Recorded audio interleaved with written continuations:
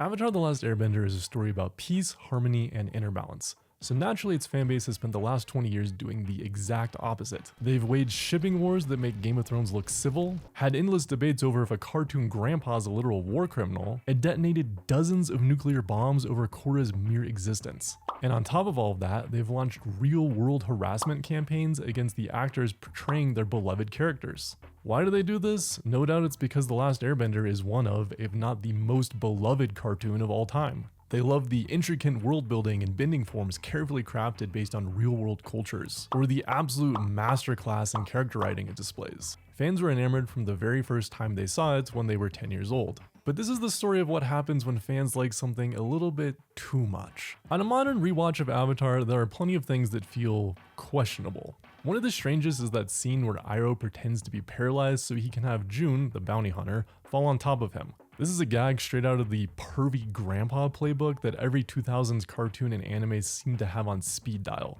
Master Roshi from Dragon Ball is basically the poster child of this trope. For years, it sparked arguments online. Some fans outright condemn Iroh and even generalize his treatment of women as completely disgusting. In particular, they cite the song he sings in Ba Sing Se, "The girls in the city, they look so pretty," for being misogynistic. The discussion around this would get reignited when in 2024 an official comic was published where he apologizes for his behavior to her, saying that he did not treat her with the respect she deserved. She responded that she'll think about accepting his apology. Fans were immediately split down the middle on this. Some accused it of pandering or said that it felt forced. Others saw it as Iroh setting a positive example for apologizing and reflecting on his misdeeds. Whenever this particular controversy comes up, people always have to talk about how the episode it belongs to, Bato of the Water Tribe, is infamous for having almost every single character act out of character. Aang tells a massive harmful lie to Sokka and Katara about their father. Katara and Sokka storm off and literally abandon him.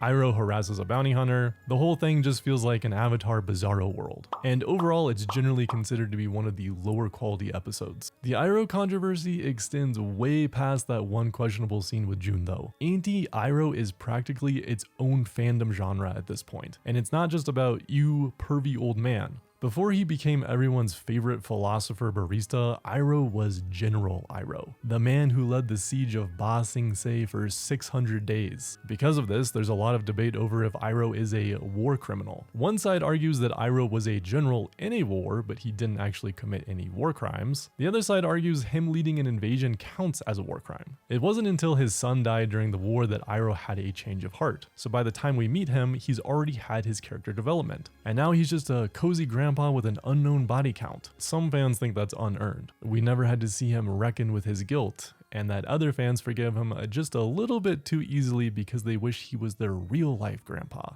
Don't we all? They criticize him for never outright standing up and saying, "Hey, maybe our entire nation is built on evil." He doesn't confront Ozai, he doesn't try to dismantle the Fire Nation's power from within, and he doesn't resist the atrocities that are actively being committed. But then you have fans that interpreted Iroh's redemption not as saving the world, that's Aang's job, but rather saving one person. He chooses to guide Zuko. Not because it fixes everything, but because it's the one good thing he still can do. I guess Iroh's a pretty morally complicated character, but he still remains a huge fan favorite and usually comes in as the most popular character in polls done on the Last Airbender subreddit. Speaking of popularity polls, Katara is always the lowest ranked main character on them.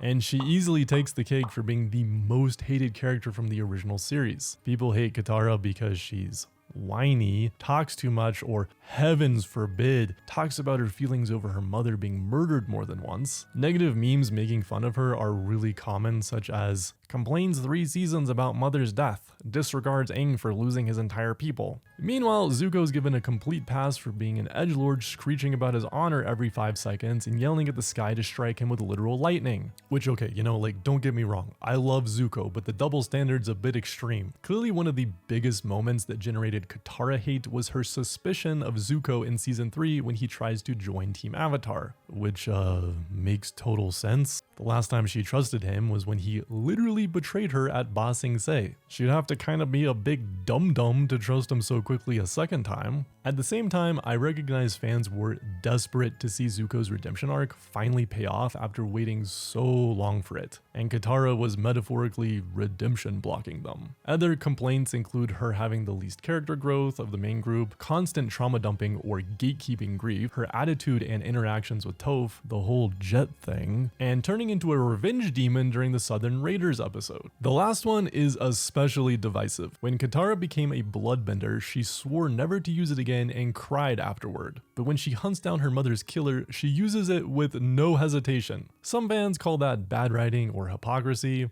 Others see it as a kind of situation morality that's all too true to real life. This Tumblr post, and many others, goes into detail about Katara hate coming from her being the voice of reason, the whole Mom Tara thing. In the episode The Storm, Katara warned Sokka not to take the risky job. In the desert, Katara didn't drink the cactus juice. When Aang goes into the Avatar state, Katara is the one who calms him down. Katara preps the food, she does the chores. In a lot of ways, she's the backbone of Team Avatar, but some people interpret this as her being the no fun police. Of course, some others take issue with her being nurturing, not because they dislike it, but because they think it's reductive for a woman to be portrayed that way at all. Other characters didn't escape controversy, though none of it was nearly as severe as the literal nuclear meltdown over Katara. Toph would receive a lot of hate in Korra, where she would reappear as a swamp hermit boomer that refuses to text her kids back, but for the most part she was pretty well liked by the last Airbender fandom. The controversy that she did receive is centered entirely around her blindness. There were some accusations over if she was actually a good representative for the blind community, with some expressing frustration over the fact that she's a blind person that can kind of sort of see. Others praised moments like when she made the classic library fake out, her being terrified of crossing the ice on the Serpent's Pass, accidentally kissing Suki, not being able to see in the desert, and Toph always looking forward and never at things. Or when she has her big moment in Ba Sing Se with Katara, where she talks about how just because she's blind doesn't mean she doesn't care about how she looks. More hotly debated is everyone's favorite sociopathic girl boss, Azula. Azula is easily one of the most psychoanalyzed characters in the series. A huge amount of this stems from the episode The Beach, where we get to see the chinks in Azula's emotional armor for the first time, and of course her eventual breakdown in the finale, which fully humanizes her. And it was actually this exact humanization of Azula that bothered people so much. Fans couldn't decide if Azula deserved redemption or if she deserved worse than what she got,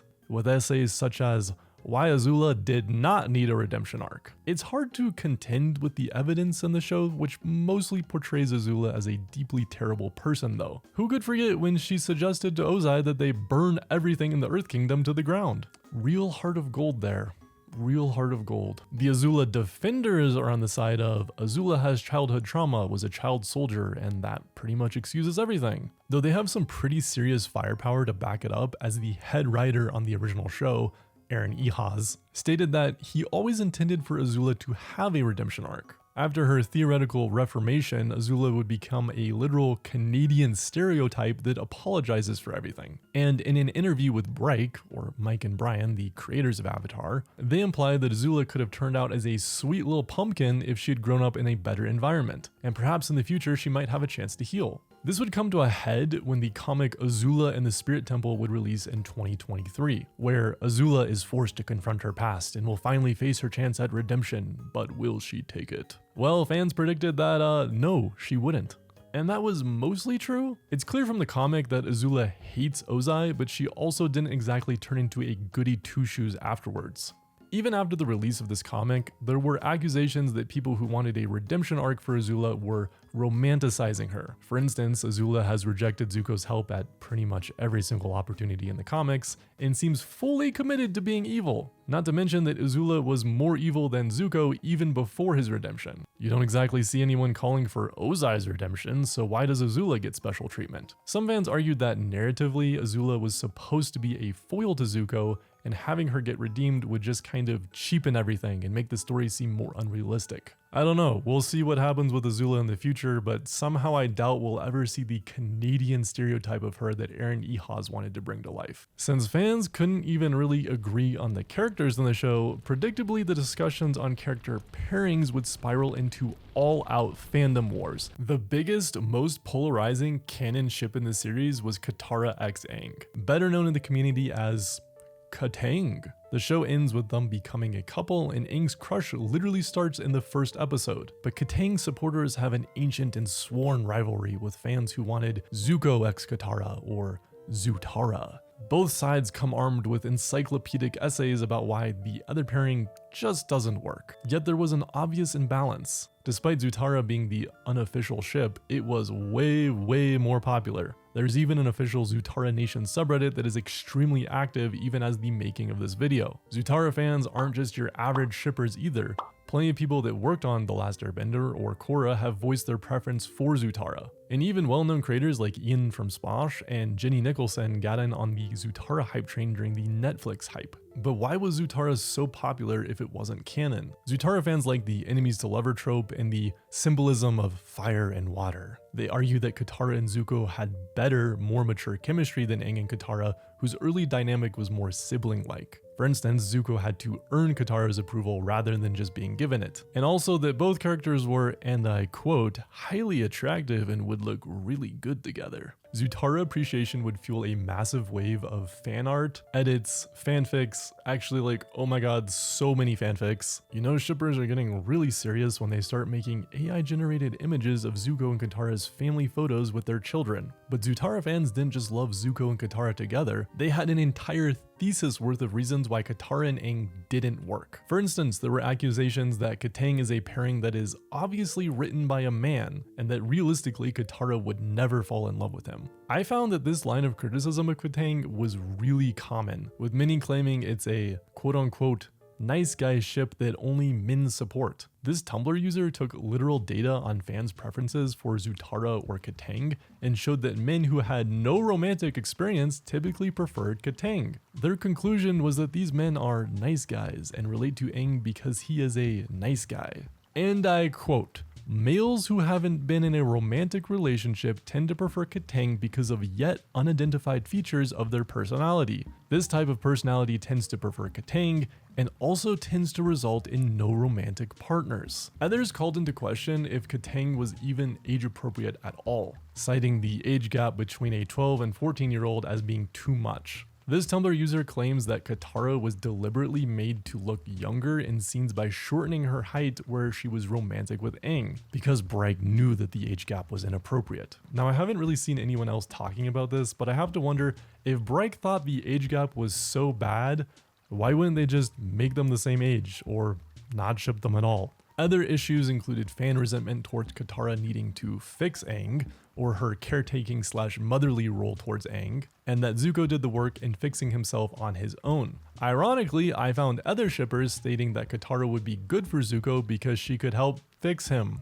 Naturally, Aang himself wasn't safe from criticism either. Many said that he had male entitlement, or how he violated Katara when he kissed her without her consent, and that Katara's character was literally assassinated when she kissed Aang in the finale because she had never expressed romantic interest in him before, and at that point she was just a prize to be won. Criticism would eventually reach the absurd level of, Aang doesn't carry Katara's basket in season 1 episode 4, therefore he would never help with chores and would be a bad husband. To be honest, the reasons are endless and I can't talk about them all because the video would literally just be about Zutara and nothing else. Zutara naturally clashed with one other ship besides Katang though, Mako or Mei x Zuko. Zutara fans criticize Mako for lacking emotional depth, saying Mei is too distant and boring, or even saying that Mei was abusive towards him. They argued that it was a poorly written romance because it started off screen, or even that it was a plot device specifically created to block Zutara from ever happening. Some fans were also dissatisfied with Mei's appearance and felt she wasn't feminine enough. I'd love to introduce those fans to the people that are obsessed with Mei because she's a big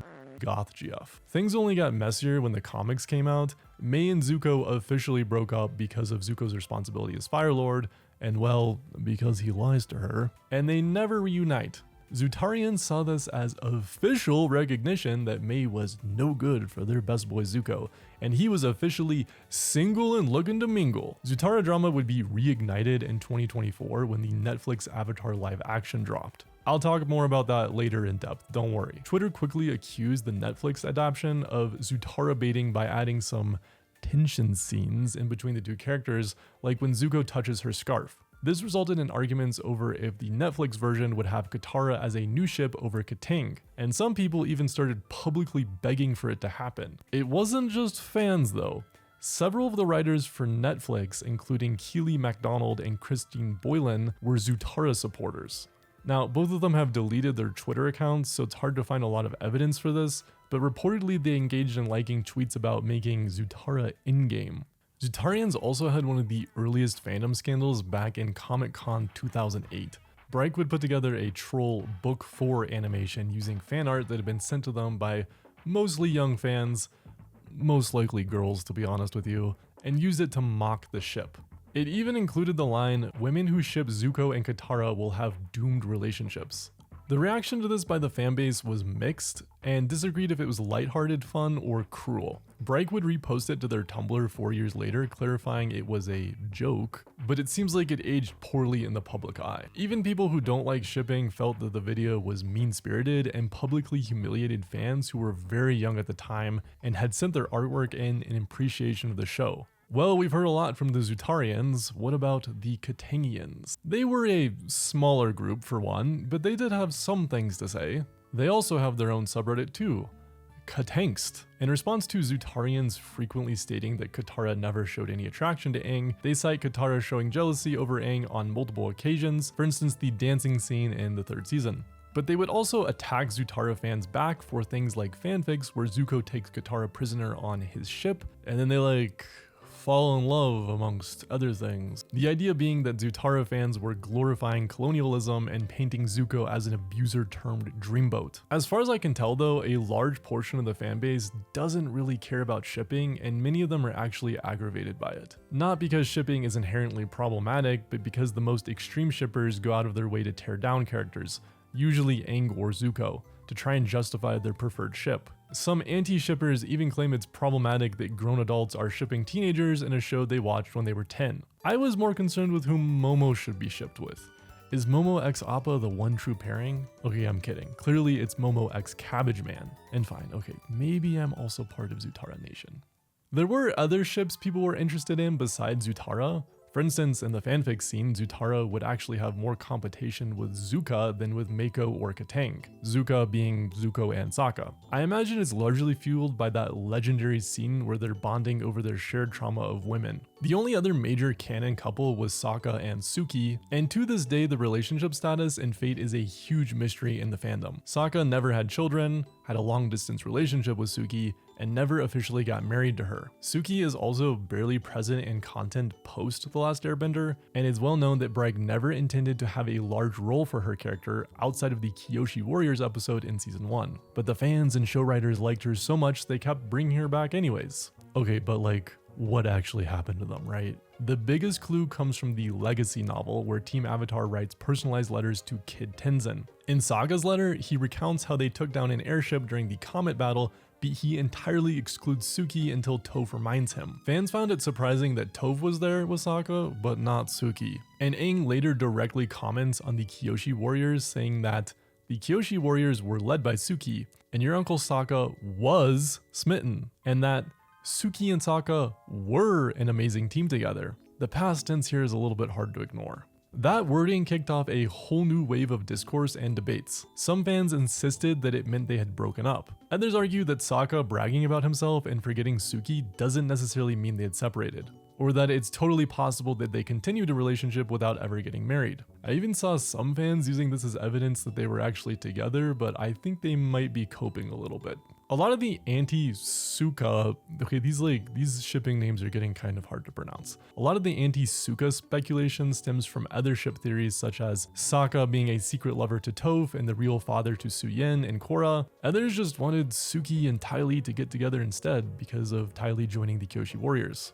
Never forget, if two characters have ever interacted in a positive way at all, it's guaranteed someone wrote a 500-page fanfiction about them. Before we conclude this section, I want to mention the only real plot controversy from the original show, which was, of course, Aang's decision to spare Ozai using energy bending after meeting with the lion turtle.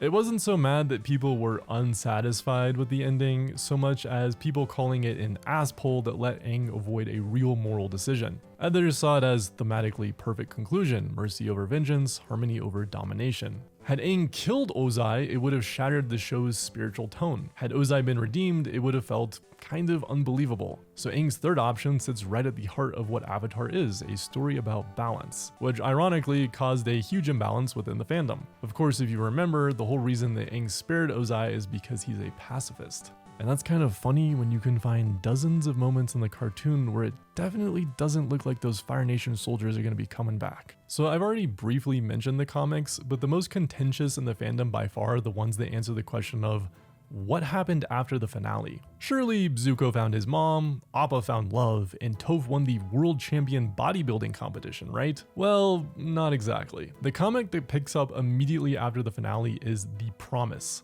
It opens with Katara's classic fire, air, water, earth narration, reflecting on how she was right.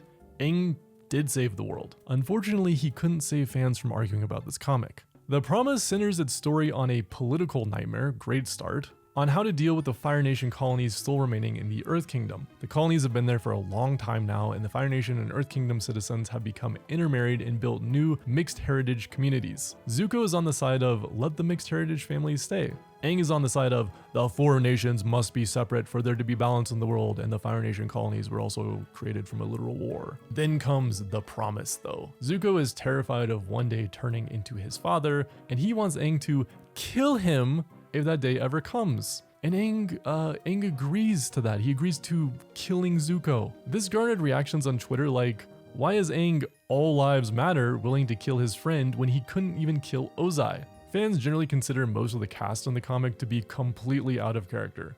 Zuko is unstable and isolated. He doesn't go to Iroh until after the story is already over, and instead he goes to his father for advice. Great idea, Zuko. Katara basically doesn't have any agency. Roku repeats the same moral message to Aang over and over again like a broken voice message. And Sokka and Toph are completely relegated to being side characters. And Aang, the guy who literally refused to kill Ozai, is now seriously considering murdering Zuko because of a pinky promise. Ultimately, fans couldn't decide if Aang or Zuko were right or wrong. The story decided the morally correct thing to do was to let the mixed heritage families continue existing on Earth Kingdom soil. Which, by the way, this is like totally a setup later for Republic City and Korra. Some fans though criticized it for having little to no nuance in how it handled the topic, or even flat out endorsing colonialism. Other fans accused Aang of racism for wanting to keep the nation separate until Katara corrected him. All in all, it wasn't a great start. Surely the others must have been better, right? Enter The Search, the long-awaited story that finally answers the question of what happened to Zuko's mom. The thing that was literally teased as part of the ending to the original show. To briefly summarize, Team Avatar goes on a fun adventure to find Ursa, that's Zuko's mom, after a quick pit stop to pick up Azula from the insane asylum. Azula is suffering from psychosis during the trip with constant hallucinations of her mom and frequently attacks the others. We found out that Ursa used a giant spirit to give herself amnesia and also plastic surgery for some reason. And then right after the big reveal, the comic ends with Ursa choosing to just undo the amnesia and facelift. Amazing.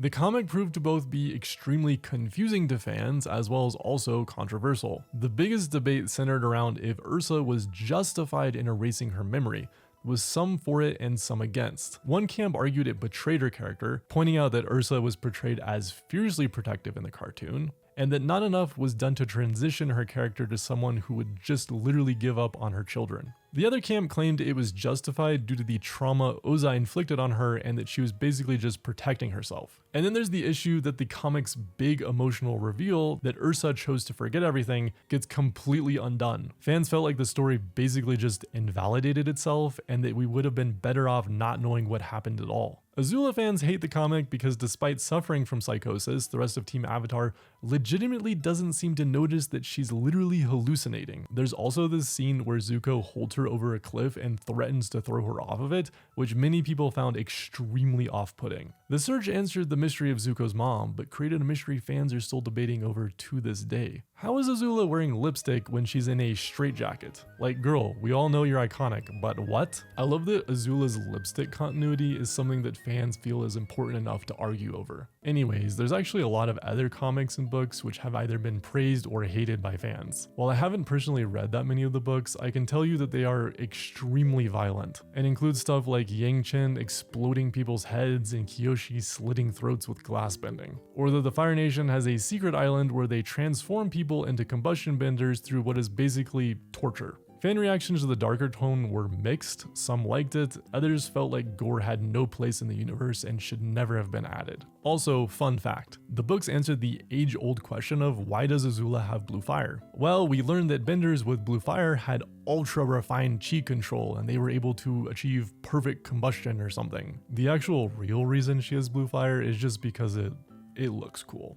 That's confirmed, by the way. In 2007, The Last Airbender movie was announced. M. Night to write, direct, and produce live-action film based on Nickelodeon's hit animated series, Avatar: The Last Airbender. Fans everywhere rejoiced. Finally, Avatar would be on the big screen and receive the mass recognition it had long deserved. Paramount even confirmed it would be the first in a potential trilogy to adapt the 3 seasons of the original show. Actually, it went way beyond that. Paramount thought this baby would take over Hollywood and would have 10 movies. That optimism certainly wouldn't last very long. Even before the first trailer dropped, the film was already under attack for whitewashing. Katara was played by Nicola Peltz, and Sokka was played by Jackson Rathbone, neither of whom were indigenous. This extends to most of the main cast, especially the Air Nomads and Water Tribe. Meanwhile, the Fire Nation characters were quote-unquote dark-washed and were played mostly by South Asian and Middle Eastern actors. The casting choices were interpreted as not just ill-fitting to the original show, but also racially backwards. And things went from bad to catastrophic after Jackson Rathbone said he could just get a tan, and audiences should just suspend disbelief over him playing an Inuit character. This cascaded into an absolutely massive online movement. It triggered accusations of racism, a letter writing campaign, and even literal real-life protests. The Media Action Network for Asian Americans called for a boycott of the film, saying that it was taking away opportunities for Asian American actors. And the comic artist for Avatar published a comic strip urging boycotting, arguing that the casting choices made a repugnant statement that Asian faces are inadequate for audiences. Amid the uproar, Zuko's actor, Jesse McCartney, who is white, dropped out of the movie. The studio blamed scheduling conflicts at the time, but McCartney later said he was removed for political reasons. Most people read that as a PR move to try and calm the outrage, since he was quickly replaced by Dev Patel, who had just come hot off of Slumdog Millionaire. There were also accusations over Nicola Peltz being a nepotism hire. Her father was is a billionaire, an investor in Paramount, and was a producer for the movie, and apparently he insisted on her being cast as Katara. She also defended the film's diversity in pre-release comments, which further fueled backlash. Paramount defended the decision, stating that the film has 23 speaking roles, more than half of which are filled by Asian actors. This is the corporate equivalent of, technically I texted you back once last week. M. Night himself stated that anime is based on ambiguous facial features and is meant to be inclusive of all races so that people can empathize with the characters better. Critics weren't buying this though. They pointed out that while a generic fantasy anime might be racially ambiguous, Avatar absolutely wasn't, because the original show drew heavily on real-life cultures. Brian himself would later refer to the casting as a gross misinterpretation of his work on his Tumblr, and perhaps most famously it created the term race bending, which is when a character's race is changed from the source material in a movie or show. So while M. Night ignored cultural authenticity in most places, he did have one hill he was willing to die on. It's not Aang, guys and gals, it's Ong. In a Wired interview, he said that the pronunciation for Aang was incorrect, and that he wanted to ground the movie deeper in reality, since Ong is supposedly how actual Asians would say it. Fans felt that this logic hit a little weird when you had just cast a white kid from Texas to play Ong. To this day, fans still argue about whether it's technically supposed to be pronounced that way or another way, but most people just saw it as a pretentious "I know more than you" flex. Despite all the controversy, some fans initially were still optimistic for the film. Haley here was even already hoping they'd make a sequel. Wow, Haley, I wonder if you still think that in 2025. So how was the movie received? Well, it snagged a whopping 5% on Rotten Tomatoes, swept the Razzies by winning Worst Picture, Director, and Screenplay, and within the fandom, it's been permanently banished from canon. "There is no movie" in Ba Sing Se has become the fandom's collective coping mantra. Fans have long agonized over every reason the movie was an abomination. M. Night crammed the entire 20 episodes of the first season into a 100-minute film, meaning it was a giga speedrun. Most of the side arcs were yeeted, meaning that any moments where the characters would grow closer, show personality, or deal with challenges were also removed. Speaking of personalities, they also got a full revamp, and not the cute glow-up kind. Sokka became a humorless brood machine. Katara went from fierce and fiery to a walking exposition bot who mostly cried and narrated everything that was happening, like, "I am bending water now." Aang became somber and grief-focused. It's like they literally told everyone in the movie to act like you're at a funeral. The film also featured moments that have gone down not just in the fandom's history, but the literal internet's history for being legendarily bad. Fans will forever worship the clip of an earthbending squad stomping around and doing random arm movements all to move a rock the size of a melon. Excuse me, even just a random earthbender from the cartoon could have flicked that pebble into orbit. Considering the $150 million budget, the bending effects were called atrocious by critics. And other bizarre lore changes were also made, such as firebenders needing to borrow fire. Just imagine showing up to your Agni Kai without matches. Embarrassing. It wasn't just earthbending though. Airbending looked like gentle farts in the wind, and water was a slow-mo soup. Anyways, I'm not actually here to do an exclusive post-mortem on the movie. We're here to focus on fandom controversies, right? I don't think it's controversial to say that this movie sucks and everybody hates it. While the movie was scheduled to get 2 sequels, they were never created, thankfully. Many people naturally assumed it was because the movie flopped, but actually it made $300 million in the box office. Rumor has it the real reason was that M. Night blew the entire budget for 3 movies all on the first one. A true bending of studio finances, you could say. Because of the horrible reception the movie got and the various controversies with the casting, the actors themselves ended up taking a lot of fallout. Most of the hate landed on Noah Ringer, Aang's actor. Noah was only 12 when the movie came out and reportedly received massive amounts of hate mail and even death threats from fans. I say reportedly because I couldn't find any direct proof of these claims, so I'm not 100% sure that they're true. That being said, it is true that he would retire from acting entirely shortly after. It's a very similar situation to what happened with Jake Lloyd, who played Kid Anakin in the Star Wars prequels. The rest of the cast mostly stayed silent about the experience, aside from Dev Patel, who played Zuko. He was refreshingly honest about regretting the project, saying he thought the movie sucked and that watching himself on screen didn't even feel like he was watching himself. Okay, but can I unironically say that I loved Summer Bashil as Azula in this? She totally ate up the role of Margot in The Magicians, if any of you have ever seen that. Girl is criminally underrated and her Azula really deserves a redemption arc. But what exactly did Mike and Brian have to do with this movie? Technically, they were credited as executive producers, and there's even footage of them enjoying themselves on set. In a 2007 DVD interview they did with M. Night, they explicitly referred to being really excited to see the story go live action. But by 2014, in a podcast interview, they told a very different story. They claimed they were not involved in writing or directing, and they didn't want the project to be done at all. Supposedly in the beginning they had a positive relationship with M. Night, but later they had a falling out. Maybe it was because M. Night was explaining to them how actually technically it's supposed to be Aang. Okay, I'm joking, but you have to imagine what they thought about that. They claimed that afterwards they were completely pushed out of the creative process, going as far as to warn the original cast of the show not to go see the live action. Yikes. Some fans don't buy this though and think that they only changed their tune once the movie did so poorly. I'm not really sure though personally. Luckily, fans would get a new show in 2012, The Legend of Korra. Korra was a polarizing take on Avatar. It featured more violence, death, and other mature topics, but it also introduced other things too, such as an explanation for why the Avatar exists, Rava and Vatu, the origins of bending, and an industrial revolution style setting that was very far removed from what we saw in The Last Airbender. And according to fans, it was simultaneously a ripoff of The Last Airbender while also not being nearly close enough to it.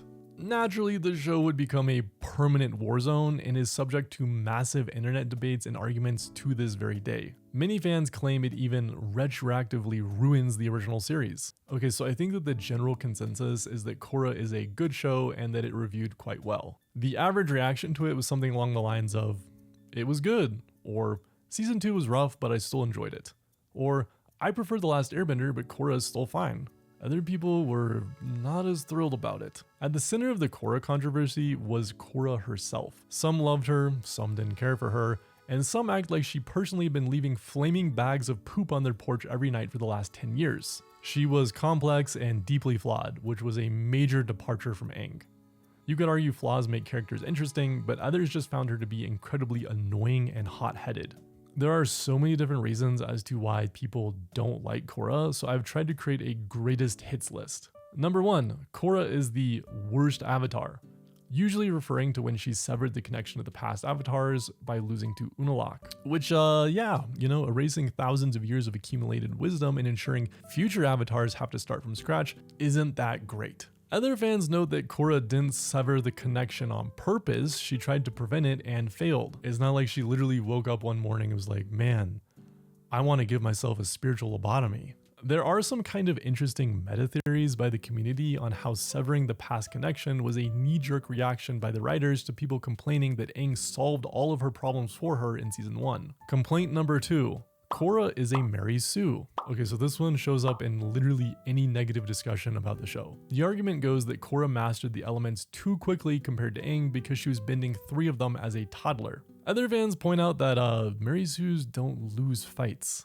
and Korra loses a lot in this show. Like, she spends a solid portion of the show getting beaten up, kidnapped, or horrifically poisoned. Ironically, there is an entirely different group of fans that actually complain she's too weak to be the Avatar, and they were mad her Avatar state wasn't an instant win button like Aang's was. Whether or not she's overpowered though, everyone could agree that the writers sure did put Korra through hell. At the end of season 3, Korra is tortured, suffocated, and poisoned by Zahir, an event which leaves her traumatized. There were accusations that the writers were purposely taking Korra down a peg because of how cocky she was in the early seasons, and argued that the show punished her far more than Aang was ever punished. Defenders countered, stating that Korra is a more mature show. Korra's suffering fit the tone, while Aang being tortured would have been completely out of left field. Korra's recovery, unsurprisingly, was another fandom battlefield. One camp thinks that Korra's PTSD is annoying and gets in the way of the plot. Like, okay girl, we get it, therapy's great and everything, but could we please focus on the giant doomsday machine? The other camp loves her recovery and thinks it's an amazing and realistic portrayal of what surviving trauma actually looks like. Interestingly, there are side factions for both of these groups which lean more extreme. For instance, some thought she wasn't traumatized enough and recovered too quickly. It really feels like no matter what poor Korra did, it was the wrong decision. Then there's the infamous love triangle between Korra, Mako, and Asami, possibly the most roasted subplot in the series. Mako had already been catching flack for being a quote-unquote discount Zuko, so putting him in the middle of romantic chaos didn't exactly help his reputation. To remind you, the timeline goes something like this. Mako and Asami start dating. Korra catches feelings. Mako emotionally cheats, and then decides to stay with Asami anyways. Then he breaks up with her and dates Korra. Their relationship is horrible. They're constantly fighting and they have zero chemistry.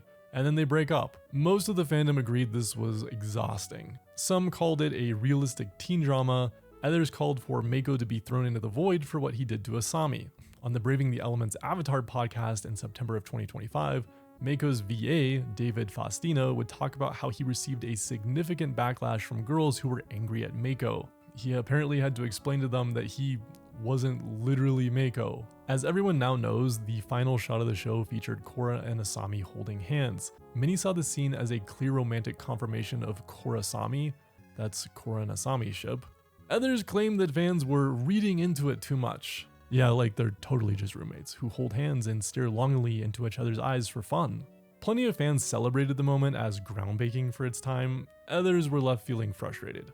They felt that the scene was too subtle or even cowardly, blaming Nick for not letting the characters kiss. This would later be confirmed when Bryke posted their now famous blog titled, "Korrasami is canon." They clarified that the intention behind the finale scene was to make it as clear as possible that they were definitely in a relationship, which further confirms the suspected network censorship. I really can't overstate the cultural impact of this moment. One magazine wrote that it changed cartoons forever and paved the way for stuff like Steven Universe and the Owl House. Detractors criticized the couple for having no romantic development and that it quote-unquote felt like it came out of nowhere. Bryan responded directly to this criticism, stating that due to the restrictions imposed by them on Nick, they had to rely on subtle cues only. Apparently, they had also toyed with the idea of Korrasami from the very beginning of the show, but weren't able to do it initially because of Nick. In the end, a lot of the attacks on the couple were dismissed as thinly veiled homophobia anyways. Similar to David Faustino, Jeanette Varney,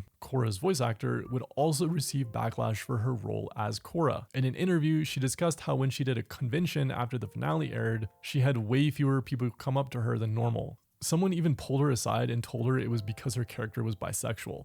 Later on, she started hearing the opposite, fans telling her how much Korrasami meant to them, how it helped them come out or feel seen. This is a much better note to leave on. Of course, Korra wasn't the only character in the show subject to controversy. Considering that people couldn't stop comparing the show to The Last Airbender, one of the biggest pain points was the comparison of the original characters to their past selves. For one, Aang was made into a neglectful father. He favored Tenzin, who was an airbender, ignoring Bumi and Kaya due to his obsession with preserving airbender culture and also his general avatar duties. Fans couldn't agree if this was character assassination or if it was a realistic depiction of a flawed person. Also, Zutara update, they were angry because he had kids with Katara at all. Katara went from being the moral backbone of The Last Airbender to, and I quote, passive grandma exposition machine. Defenders say it's actually fitting as she grew up, retired from adventure, and chose peace over battle. But others felt like she deserved a swan song to showcase her awesome battling prowess one last time. Toph became a swamp grandma that's completely abandoned her children. Some felt like this was the natural evolution of her independence-obsessed teenage self that never wanted to be tied down. Others thought it was completely out of character for someone who spent the entirety of The Last Airbender fighting for friendship and found family to isolate themselves so much. Zuko makes a brief appearance, but mostly is an exposition device. Zutara fans are crying again, and Sokka basically doesn't exist. As far as the villains go, both Zahir and Kuvira generated a lot of heated debates about them being right. Kuvira was somehow made into a hot fascist, and posting thirst edits of her was really common, where people would frequently comment things like, fascism is okay because she's pretty, which okay, I think this is ironic, but you never know. This Twitter user argued that people not treating Kuvira more harshly in the fandom was actually misogynistic. Outside of the character controversies, the other biggest source of drama were the changes made to the world building and lore. Korra swapped the Last Airbender setting for a steampunk industrial revolution vibe. Some thought this was a fun evolution of the world, others said that it doesn't feel like Avatar, or that it's unrealistic the world would change so much in such a short period of time. Technically, I should have mentioned this in the comics section, but there's a comic where Sokka literally invents a forklift, and it looks like a modern forklift. Book 2 is widely regarded as the weakest season, partially because it is everyone's least favorite and most undeveloped villain, Unalaq, though the absolute biggest fandom bomb in season 2 was the introduction of Vaatu and Rava. They were giant light and shadow kite spirits who are basically an explanation for everything in the story and the reason the Avatar exists at all. Fans were upset that this over-explained the lore and also killed mystery and intrigue that had made the original feel more magical. Then there's the great origin of bending debate. In The Last Airbender, humans supposedly learned bending from animals, badger moles, dragons, sky bison, and the moon, which is also an animal. But Korra rewrote that, saying that people got their bending from lion turtles and only refined it through watching animals. And the moon.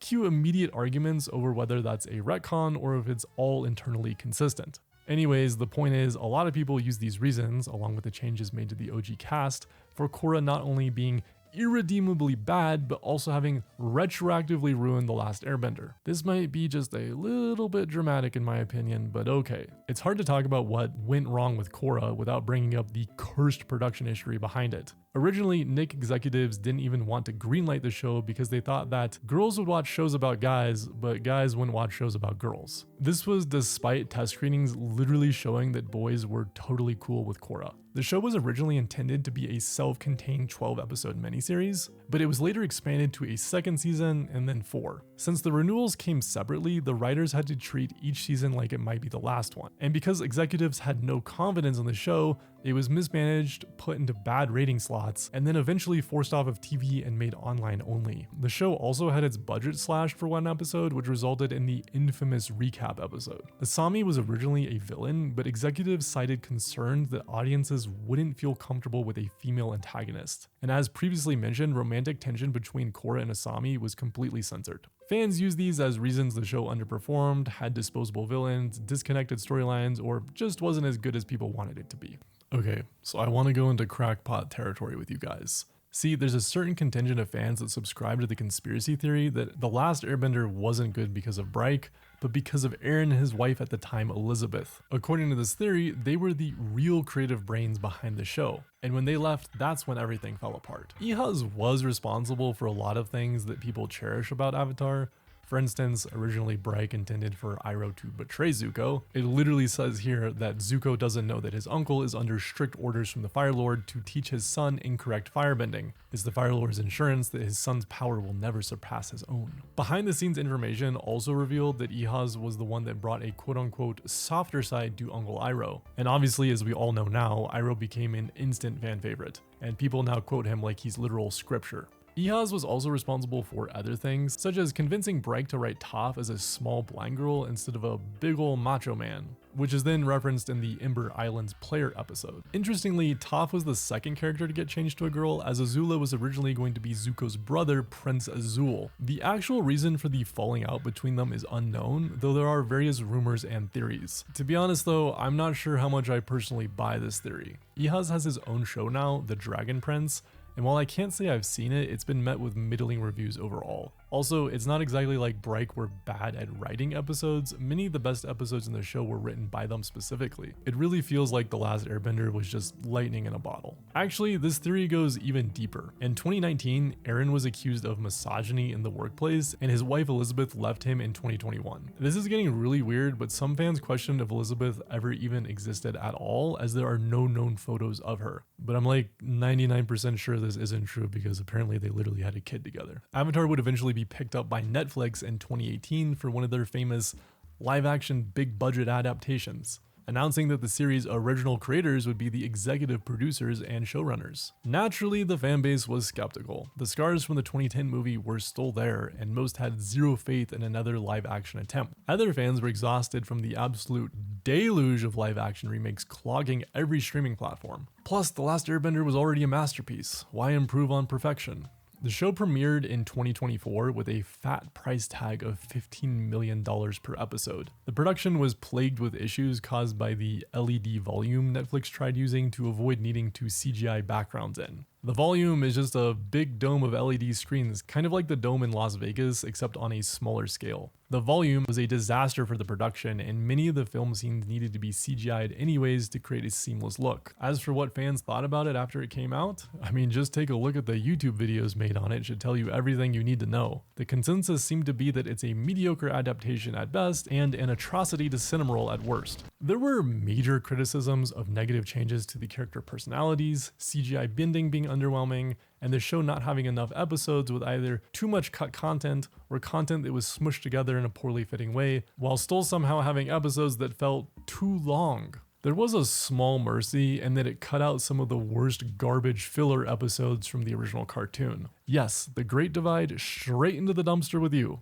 Okay, so I would like to add a quick warning for this section to anyone sensitive to body image talk. The fanbase, or part of the fanbase, took a pretty serious issue with the cast of Netflix Avatar. Azula, Tylee, and May show up early in Netflix Avatar, as in The Last Airbender they don't appear until season 2. And people were, to put it mildly, not kind to their actresses on the internet. While Tylee and May caught stray insults, Azula's actress was the main target. Reddit, Twitter, and 4chan were inundated with creepy comments about how she wasn't hot enough to play Azula. I think that maybe they forgot Azula's supposed to be 14. Some specifically commented on how her jawline wasn't angular enough and that the actress's face was too round compared to cartoon Azula. Others accused her of being a nepo hire, though as far as I can tell, those claims were never substantiated. On the celebrity gossip forum Lipstick Alley, people echoed the sentiment that Azula and Tylee were too ugly or too Asian. Others referred to them as, and I kid you not, Ozai's fatties. Fat Azula went viral with videos posted of before and after with a weight loss filter overlaid,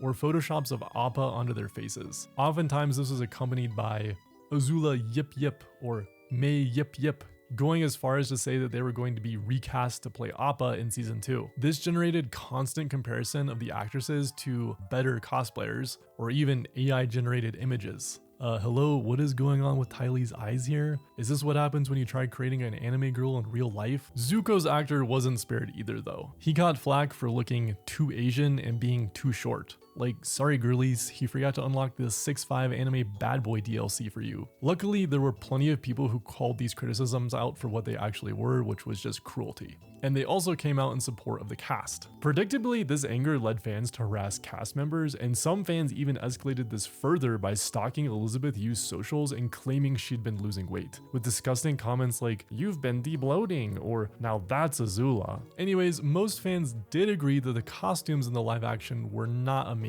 Specifically, there was a frequent criticism over the costumes being cosplay-ish and being too clean looking. Yue's Party City wig was also a source of drama, as the Yue wig from the 2010 movie actually ended up looking better than the Netflix one. And people really cannot handle anything positive being said about that movie. Team Azula weren't the only ones to come under fire by the fanbase though. They weren't the only ones in the metaphorical hot seat, you could say. The fanbase was absolutely aflame. Okay, I'm gonna stop now. I'm sorry. The fanbase was very angry at Katara and Sokka's actors, though for very, very different reasons. According to some fans, Katara's actress was too white passing, and TikTokers had accused Ian Owsley, Sokka's actor, of completely fabricating his identity as a Native American. The Cherokee group Owsley identifies with is the Southern Cherokee Nation of Kentucky, which is not federally recognized. This led fans to question whether it was a legitimate tribe and whether his claim was fair representation. This got extremely out of control as the Cherokee Phoenix newspaper reported that Ian had been decried as false by 3 recognized Cherokee governments, and fans started going ballistic with things like, he's a white guy who's part of a fake Cherokee tribe. Tribes like this are created so white people can siphon money and opportunities meant for actual native people. Which, yeah, you know,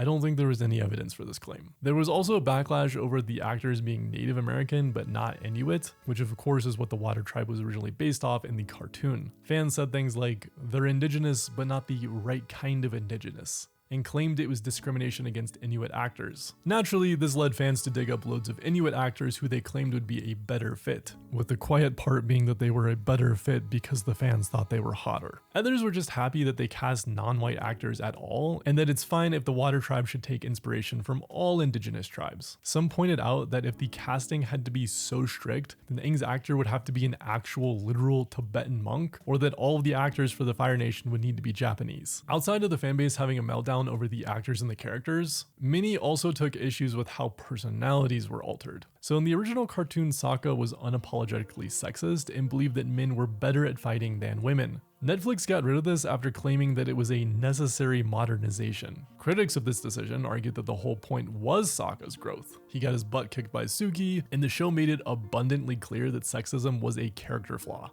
Others defended the change, saying Sokka's old school comments were iffy and would feel out of place, or that it was such a small part of his character that removing it didn't really change anything. So the debate became, is it better to show a flawed character who learns and changes their beliefs, or just delete that because it makes people uncomfortable to see sexism exist at all? Then there's Katara. Fans accused the live action of softening her personality to the point of dullness. The cartoon was cartoonish, loud, expressive, and fiery. They claimed the Netflix Katara was timid, quiet, and passive by comparison. This caused accusations of writers trying to fix Katara because of how divisive she was in the original cartoon. Outside of those controversies, there was still one lingering question that fans had to answer. Why was the Netflix live action so blah? Everyone had their own opinions, but there was one thing that consistently came up no matter who you asked. It was bad because the original creators left. You could hardly listen to any YouTube video or read a Reddit post or tweet without being bombarded with a million people talking about the original creators. Of course, they're referring to Bryke.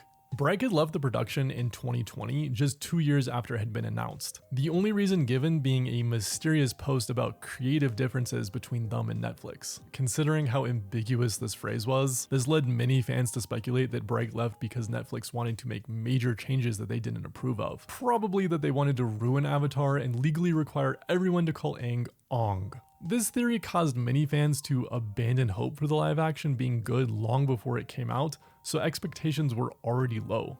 So of course the original creators leaving became the defining narrative when the show finally released and didn't live up to expectations. And from a surface level perspective, certainly this line of reasoning makes sense. Everybody loved the original show and Bryke were the ones who made it. But on the flip side, Bryke was also responsible for Korra, which as we mentioned had much more of a mixed reception. So I'm not sure that you can say that them being involved would have magically fixed everything wrong with the live action. Okay, but then there's the real fun stuff. There are unconfirmed fan rumors that the real reason Bryke left was actually the opposite of what most people thought it was. In this version of events, Bryke wanted to completely change the story, and Netflix were the ones who wanted to make a more faithful adaptation. The most extreme version of this theory is that Bryke wanted to make Iroh evil. But if you remember, this theory isn't actually totally out of left field. Based on the series Bible, Iroh was going to be evil. And there's fan speculation that due to the falling out between Bryke and Eren Ehaz, Bryke had resentment over Iroh's popularity as he was Ehaz's baby. So Bryke wanted to change the Netflix adaptation to fit their original vision more, and maybe snub Ehaz. For me, the biggest thing that leads credence to this theory is that the Netflix adaptation is actually incredibly faithful. There weren't really any truly radical things about it outside of cut content and episodes being smushed together. So I can't think of anything that would have driven Bryke away the way that something like Ong would have. I should mention the two other prevailing theories, which were that A, Bryke left because they wanted to do Avatar Studios instead, or that B, Netflix wanted to do Zutara. What's that you say? You thought we weren't going to talk about Zutara anymore? That's where you're wrong. This is now a Zutara fanfic review video. Just kidding. Despite the lukewarm reception to the Netflix adaptation, it was still renewed for a planned season 2 and season 3 and was reported to have done extremely well. I think a lot of us are hoping that they're given more episodes to work with this time so they can try and adapt the story in a more coherent way, but unfortunately there have already been rumors of budget cuts, and naturally this would probably mean fewer episodes rather than more. 13 years after the release of The Legend of Korra, on February 20th, 2025, a new Avatar series would finally be announced, Seven Havens. Now you think that Avatar fans would be happy to have a new series, but within minutes of the announcement, the fanbase was already in full meltdown mode. The new Avatar is an earthbender named Puffy and is of South Asian descent. She also has a peg leg like a pirate. While many rightfully point out that this isn't any different from, say, Toph, who's blind, a strong bender, a woman, and generally beloved by all fans of The Last Airbender, the other side immediately crowned Pavi as the DEI avatar. And just like that, the hate machine started churning again. I mean, the show's not even out yet and they already almost hate her as much as Korra, but that was just the start. Outside of certain unsavory groups that hated Puffy because of her gender, disability, or skin color, most of the fandom's outrage split neatly into two camps: people who hate the art style and people who hate the plot. Seven Havens is being animated by, La Chouette Compagnie and Armada TMT, two studios known mostly for bright, colorful children's shows. People say it looks like modern Pokemon and that Puffy looks exactly like Iris. They pointed out that Puffy is 9 years old and travels with a very obviously merch-ready cat monkey mascot named Geet. Suddenly, every comment thread was the same. It's too kiddie. It doesn't have Avatar vibes. Why can't it look like Korra? Ironically, if anything, the story of Seven Havens sounds way darker than the art suggests. It takes place in a post-apocalyptic desert with magical energy storms where the last vestiges of humanity live in the Havens, and that the evil avatar Korra destroyed the world. Yes, evil avatar Korra, you heard me right. This was like an atomic bomb going off. Korra fans had already endured years of their favorite character being hated and mistreated online, and now even the creators of Avatar were turning her evil. You could almost hear the screaming through the screen. Okay, calm down Korra fans, it's almost certainly not literal. What we know clearly implies that history blamed Korra unfairly for the cataclysm that destroyed the world, and undoubtedly part of the show will be redeeming Korra and the legacy of the Avatar through Puffy's actions. But her fanbase is a little bit raw and sensitive from all the criticism over the years, so like, I get it. Remember how Korra severed all of the past lives? Naturally, fans had to cash in on this, so hundreds of jokes were also made about how poor Puffy only had one past life and it was Korra. Interestingly, from what I saw, the Korra community actually seemed a lot more positive about Seven Havens than the Last Airbender community. Others hated the post-apocalyptic setting. They claimed it undid decades of world building in the Avatar universe because it ditches the 4 nations for the Seven Havens. To me, it's clear that many fans of the original show essentially wanted a sequel that was exactly the same. 4 nations, Avatar goes on a world journey and learns the elements, wacky adventures, tea breaks, friendship, drama, the whole shebang. Essentially just a soft retelling of Aang's journey. Others appreciated that Avatar Studios was, once again, trying to take the series in a different direction. Actually, in some ways, this was Bryke getting back to their roots, as The Last Airbender was originally supposed to be a post-apocalyptic show, with Momo being a robot monkey and everything. Seven Havens is definitely not leaning into the high-tech setting though. Well, probably. And I even saw people dismissively speculating that the apocalypse was a plot device to just get rid of all the steampunk stuff from Korra. I don't know about that one though. Then there was the third bombshell, twin avatars. Leakers claim that Puffy will have a long-lost second twin, Nisha, who is also the Avatar. This is technically unconfirmed, but it's credible enough to cause the fandom to spiral for months over it. Twin avatars has long been something that the fanbase has debated, with most dismissing it as fanficky garbage, though theory crafters instantly got to work and started connecting that the names of the two avatars roughly translated to light and dark. Naturally, this leads back to everyone's favorite Korra editions, Vaatu and Rava, with the theory being that Puffy and Nisha would be the new light and dark avatars. Fans had spent years dunking on Korra's spirit lore, so when they saw even the slightest hint that Seven Havens might resurrect it, they were like, you deleted the 4 nations but kept the giant spirit kites? And you know, if any of this turns out to be true, I guarantee the fandom will be having regularly scheduled meltdowns over it for the next 15 years. Recent leaks imply that the series will include child bending soldiers that are forced to enlist in armies due to most benders being extinct, which kind of would imply that it's not a kid's show. I don't know, maybe the child soldiers are all getting together and having tea parties in the magical desert that's trying to kill everyone. Some fans reminded everyone that The Last Airbender was, in its own way, also a kid's show. Sure, it had some dark moments here and there, but it was fundamentally about hope, humor, and emotional growth. So even if Seven Havens ends up being more child-friendly, maybe fans shouldn't write it off so quickly. If the show is terrible, feel free to roast me. I'm totally ready to abandon this ship if it ends up being a kindergarten slop fest where Puffy and Nisha end up being the Goo Goo Gaga Bubba avatars that are constantly pooping themselves. Actually, Seven Haven being the biggest new thing wouldn't even last that long, as shortly after Bryke would announce or hint at another animated series. This one will apparently feature a water avatar and have a focus on a North versus South Civil War type thing. Yeah, you know, I'm sure that the fans will really enjoy having a repeat of Korra Season 2. To be fully honest, while there hasn't been a ton of new speculation by fans over this new show, it personally worries me that Avatar might turn into the next Star Wars, where we'll get a non-stop deluge of low-effort new content, until the cash cow is sucked so dry it's then killed off in some shed that none of us actually want to look into. Paramount's brand facts certainly sound like they're very excited about all of the new series. And interestingly, the target audience they're aiming for is aged 20 to 35. That really makes me doubt that Seven Havens is going to be a Goo Goo Gaga Bubba show. The community sentiment has been for a long time that Avatar is basically a near perfect show, outside of the Great Divide, and that it doesn't need a sequel. I'm not sure though, it's a tough question. There should be a balance between shitting out non-stop low-effort garbage and sequels that explore genuine new spaces in the world. Should Korra and Seven Havens never have been made? Or is there still space in the Avatar universe for more adventures and new horizons? Anyways, that's it, the complete history of Avatar fandom drama. Or at least the latest chapter in the saga that never seems to end. At this point, the Avatar fandom has more factions than the Seven Havens or the 4 nations combined. We've got the Last Airbender diehards, the Korra defenders, the Seven Haven hopers, and then of course that one guy in the corner who's still yelling about how actually the 2010 movie wasn't that bad, guys. I absolutely love the passion that people feel for their favorite childhood show. Who knows, maybe in a few years I'll be making an update to this video with whatever fallout comes from Netflix Avatar Season 2 or Seven Havens. Maybe those shows will finally unite the fandom, or maybe they'll just invent an entire new subspecies of hater. But until then, thanks for watching, and no Agni Kais in the comments, okay?